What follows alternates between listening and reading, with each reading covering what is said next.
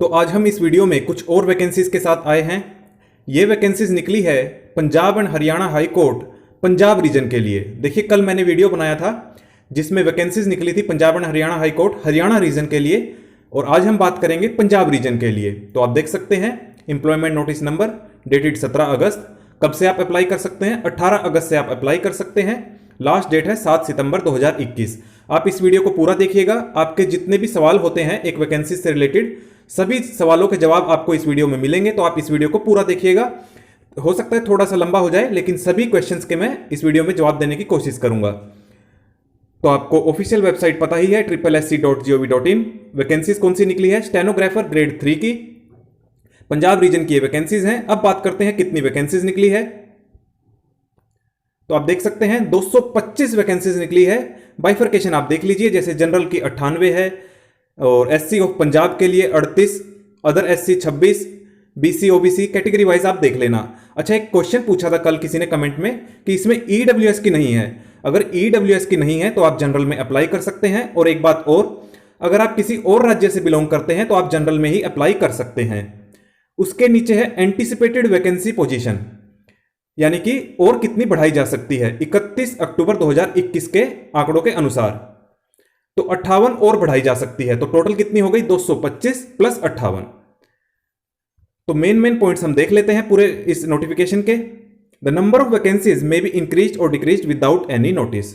तो इन वैकेंसीज को बढ़ाया भी जा सकता है और घटाया भी जा सकता है। The benefit of relaxation in age, fee and reservation will not be extended to the applicants of reserve category of other state. तो मैंने अभी आपको ऊपर बताई, अच्छा किया इन्होंने क्लैरिफाई कर दिया। These applicants are required to apply under general category in online application form. तो बहुत ही अच्छा काम किया है कि नोटिफिकेशन में साफ साफ मेंशन कर दिया इन्होंने, जो मैंने अभी आपको बात ऊपर बताई कि अदर स्टेट के कैंडिडेट को जनरल में अप्लाई करना है, किसी भी तरह की रियायत उन्हें नहीं दी जाएगी, क्योंकि जो है स्टेट स्पेसिफिक ये वैकेंसीज होती हैं।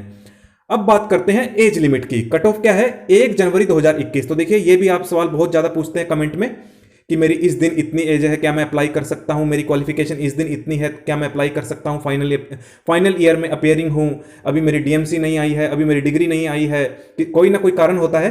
तो मैं आपको वीडियो में सभी प्रकार के जो क्वेश्चन है मैं आंसर दे देता हूं। पता नहीं, शायद आप पूरा वीडियो देखते नहीं है, इसलिए आपकी ये सब क्वेरी आती है। मैं कोशिश करता हूं कि जो एक फॉर्म फिल करते वक्त जितनी भी स्टूडेंट्स की क्वेरी आती है वो सब सोल्व हो जाए, इसलिए थोड़ा सा लंबा हो जाता है मेरा वीडियो। लेकिन इतनी गारंटी होती है कि आप वीडियो देखने के बाद 99% आपकी क्वेरी सोल्व हो जाए। तो एज लिमिट का जो कट ऑफ डेट दी है 1 जनवरी 2021। तो कट ऑफ डेट का क्या मतलब होता है मैं वो बता देता हूं। देखिए, 1 जनवरी 2021 को आपकी कम से कम आयु, अगर आप जनरल कैटेगरी के हैं तो 18 वर्ष होनी चाहिए, और 1 जनवरी 2021 को ही मैक्सिमम 37 वर्ष होनी चाहिए। यह मतलब होता है कट ऑफ डेट का। तो अब आपको, मुझे लगता है, किसी भी प्रकार की परेशानी नहीं आएगी। बाकी आप देख लेना SC ऑफ पंजाब के लिए, SC ऑफ पंजाब लिखा है तो पंजाब के ही हैं। अगर आप यूपी के हैं तो आप SC नहीं माने जाएंगे, आपको जनरल में अप्लाई करना होगा। बाकी आप देख लीजिए, BC OBC of Punjab, ex serviceman of Punjab, PSC of Punjab, बाकी आप देख लेना। अब बात करते हैं क्वालिफिकेशन यानी कि मेन पॉइंट की। The applicant should possess a degree of bachelor of art और बैचलर ऑफ साइंस या फिर equivalent thereto from a recognised university and must have proficiency in operation of computers. और computer में क्या मांगा है? Word processing और spreadsheet. तो देखिए, क्योंकि जब आप कोर्ट में काम करेंगे तो यही ज्यादा जो है यूज होते हैं, वर्ड और एक्सेल। तो इन्हीं का ज्ञान आपसे मांग लिया गया है। He she should have passed matriculation examination with Punjabi. तो देखिए, 10वीं में आपके पास पंजाबी होना अनिवार्य है। तो अब मान लीजिए कोई उत्तर प्रदेश, राजस्थान, हरियाणा का कोई कैंडिडेट है, वो अप्लाई करना चाहता है। हरियाणा में तो ज्यादातर क्या पढ़ाई जाती है? हिंदी और संस्कृत, वैसे पंजाबी भी होती है। अगर आपने पंजाबी नहीं ले रखी तो आप अप्लाई नहीं कर सकते। लेकिन आगे क्या कहा है वो भी देख लीजिए। Candidate who have not passed matriculation with Punjabi as one of the compulsory और इलेक्टिव सब्जेक्ट और any other equivalent examination Punjabi language at matriculation level can apply. देखिए, जिन्होंने पास नहीं की है पंजाबी लैंग्वेज 10वीं में, वो अप्लाई कर सकते हैं। कैसे? They would be required to pass the same within the probation period if selected, failing which their appointment shall stand cancelled। तो देखिए, जब आपकी सिलेक्शन हो जाएगी और आप शुरुआत में प्रोबेशन पीरियड पर रखे जाते हैं, प्रोबेशन पीरियड का मतलब होता है कि आपका जो है कामकाज, आपका बिहेवियर, ये सब देखा जाता है। तो 1 या 2 साल के लिए आपको प्रोबेशन पर रखा जाता है। उस दौरान आप अपना जो पंजाबी की सब्जेक्ट है उसे पास कर लीजिए, तब भी आपकी नौकरी पक्की हो जाएगी। अगर आपने पहले पंजाबी पास नहीं कर रखी है तो आप प्रोबेशन पीरियड के दौरान भी पास कर सकते हैं। यानी कि उत्तर प्रदेश, हरियाणा, राजस्थान के कैंडिडेट जिन्होंने 10वीं में हिंदी ले रखी थी या संस्कृत ले रखी थी, पंजाबी पास नहीं की थी, तो वो प्रोबेशन पीरियड के दौरान भी पास कर सकते हैं और फिलहाल के लिए फॉर्म अप्लाई कर सकते हैं, एग्जाम दे सकते हैं। ये क्वेरी आपकी जरूर कमेंट में आएगी, मैंने पहले ही आपको बता दी है। तो मैंने आपको जैसा कहा कि 99% क्वेरी आपकी मैं सोल्व कर देता हूं वीडियो में। मुझे पूरा यकीन है आप वीडियो पूरा नहीं देखते हैं। आगे देखते हैं। The applicant who possesses degree of graduation from any stream that is arts, commerce, science और computer is eligible। ये बात मैंने ऊपर नहीं बताई थी क्योंकि मुझे पता है इन्होंने नीचे लिख रखी है। देखिए ऊपर लिखा था कि साइंस या फिर आर्ट्स या फिर इक्विवेलेंट में जो भी ग्रेजुएशन कर रखी है जिसने भी, वो अप्लाई कर सकता है। नीचे इन्होंने कह दिया है इक्विवेलेंट का क्या मतलब है, कंप्यूटर, कॉमर्स, ये वाले कैंडिडेट भी अप्लाई कर सकते हैं। The applicant should fulfill the condition of qualification on the last date of receipt of application, that is 7 सितंबर 2021। ये भी इंपॉर्टेंट बात है।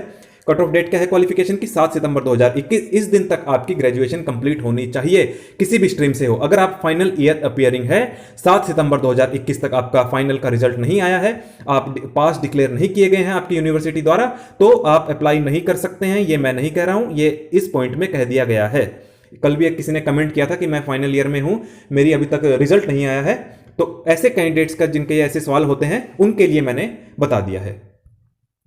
अब बात आती है डिसक्वालिफिकेशन, यानी कि कौन अप्लाई नहीं कर सकता है। No person who has entered into or contracted a marriage with a person having a spouse living. ऐसा व्यक्ति किसी ऐसे आदमी के साथ या औरत के साथ कॉन्ट्रैक्ट कर लिया है शादी करने का जिसका स्पाउस अभी जिंदा है। स्पाउस आपको पता है, रीजनिंग में आप पढ़ते होंगे, कल भी मैंने वीडियो में बताया था कि अगर लड़का है तो लड़की और लड़की है तो उसके लिए स्पाउस हो जाएगा लड़का।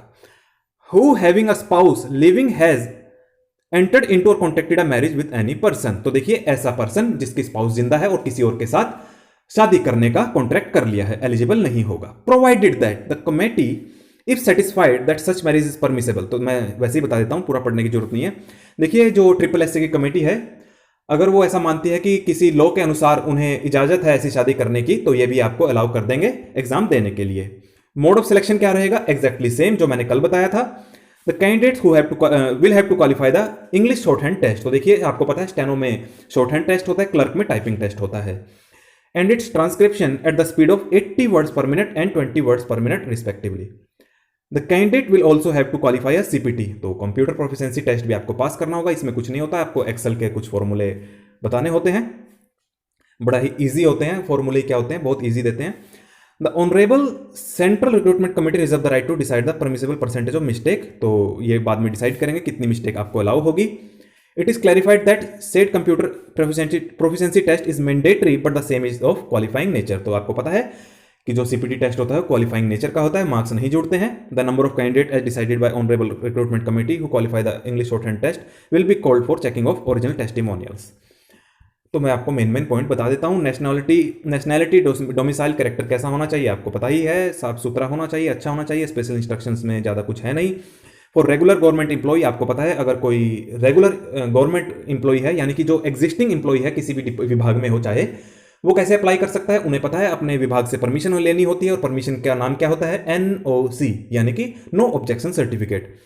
उसके बाद ई एडमिट कार्ड की बात की है। पहले आप एग्जाम दीजिए, पहले आप फॉर्म फिल कीजिए, बाद की बात है एडमिट कार्ड टाइमली आ जाएंगे। और SSS का मेरा अनुभव है कि आपके पास मोबाइल पर SMS आता है, ईमेल आती है, तो आपको कोई दिक्कत की बात है नहीं। आजकल तो YouTube चैनल इतने हो गए हैं, सभी पे आपको जानकारी दे दी जाती है। इस चैनल को भी सब्सक्राइब करके रखें, यहाँ पर भी आपको जानकारी मिल जाएगी।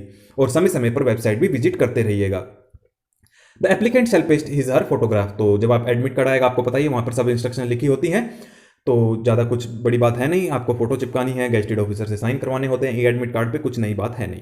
अब बात करते हैं फीस की। आपकी फीस कितने लगेगी, ये तो आपको पता ही है कि ऑनलाइन आपको फॉर्म फिल करना है, फीस भी ऑनलाइन पे होगी और नॉन रिफंडेबल है। अगर आप बाद में कहते हैं कि मेरी फीस वापस कर दो, मुझे नहीं देना एग्जाम, तो वापस होगी नहीं। तो जनरल कैटेगरी कितनी है, 750। और रिजर्व कैटेगरी की जितने भी पंजाब के हैं 200, PSC ऑफ पंजाब के 375 और dependent of ex serviceman of the state of Punjab जो भी कैटेगरी के हैं उनके जितनी फीस ऊपर बताई गई है 200, 375 इतनी लग जाएगी। डेट ऑफ एग्जाम एक्सपेक्टेड है, एग्जैक्ट नहीं बताई है अभी, क्योंकि वैसे भी आपको वैसे भी आपको पता ही है इस वक्त इतना अनिश्चितता का बाहर माहौल चल रहा है, कभी कोविड का दूसरी लहर कभी तीसरी लहर, तो पोस्टपोन हो सकता है, इसलिए इन्होंने एग्जैक्ट डेट अभी ये बताई नहीं है। नवंबर या दिसंबर 2021 में आपका एक्सपेक्टेड है। पिछली बार तो काफ़ी लेट हो गया था, 1 डेढ़ 2 साल तक लेट हो गया था, तो आपको चिंता करने की जरूरत है नहीं। अगर माहौल ठीक रहा तो टाइमली एग्जाम हो जाएगा। SSC का बहुत ही अच्छा कंडक्ट रहता है एग्जाम करवाने में।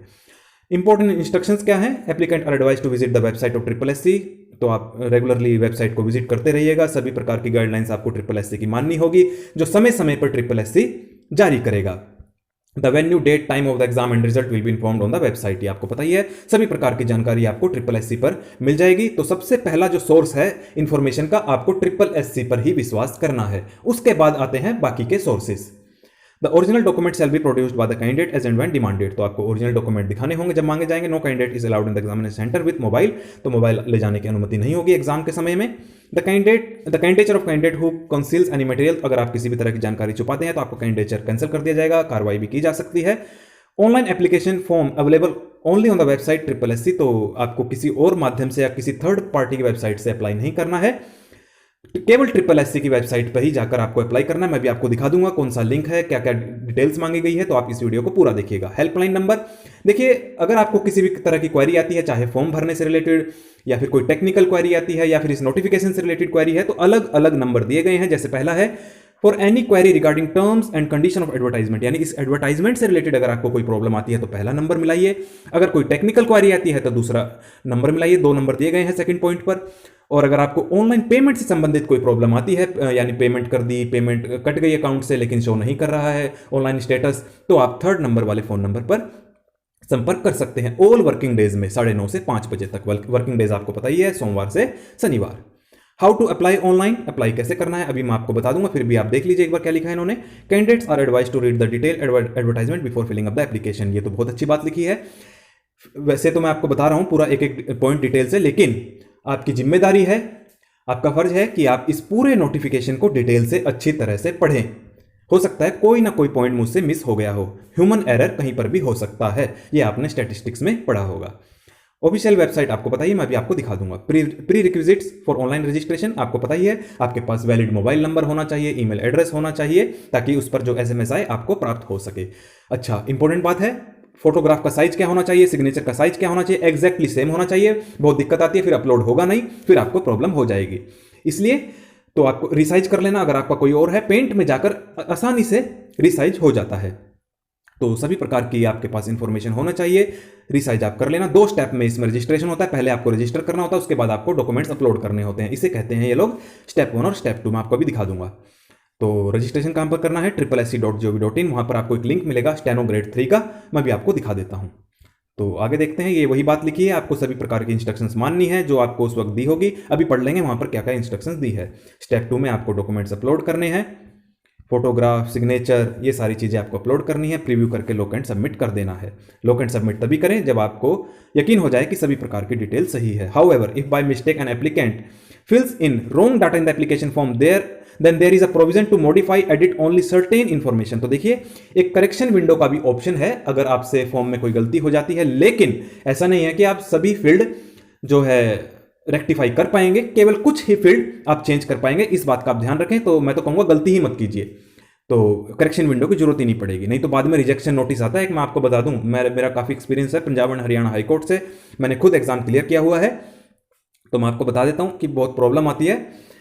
बाद में एक रिजेक्शन नोटिस निकाला जाता है, फिर कुछ टाइम दिया जाएगा आपको, फिर ठीक करते रहना। फिर इसलिए आपको सिर्फ 2-3 ऑप्शन दिए गए हैं, जैसे gender, signature, photograph, education qualification, details in the application form only once be entering his her registration ID and password and after following the given instruction before the closing date of application. तो कुछ ही चीजें आप modify कर सकते हैं, thereafter no modification will be permitted.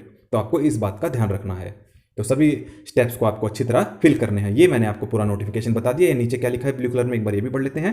Your application will not be treated as finally submitted unless and until it is available under the link check application status. तो देखिए आपका फॉर्म फिल नहीं माना जाएगा जब तक आपका फॉर्म पूरी तरह से चेक एप्लीकेशन स्टेटस का जो लिंक दिया है उसके अंतर्गत ना दिखाई दे। Before the closing date and time of apply of online application form please retain a print out of your finally submitted online application form. तो देखिए आपका जो एप्लीकेशन फॉर्म होगा उसका प्रिंट आउट निकाल कर रख लेना, ताकि आपको भविष्य में जरूरत पड़ेगी तो आप दिखा सकें। तो अब जान लेते हैं कि कैसे आपको अप्लाई करना है, कौन सी वेबसाइट है, सभी प्रकार की डिटेल दे देता हूं। तो आप देख सकते हैं सबसे पहले आपको SSC.gov.in की वेबसाइट पर आना है। यहां पर आकर ही आप अपना फॉर्म फिल कर पाएंगे। फिर नीचे आना है, यहां पर आपको पंजाब रीजन का एक लिंक मिलेगा, जैसा कि आप अपनी स्क्रीन पर देख सकते हैं। इस पर आपको क्लिक करना है। जैसे ही हम इस लिंक पर क्लिक करेंगे आपके सामने कुछ ऐसा इंटरफेस आएगा।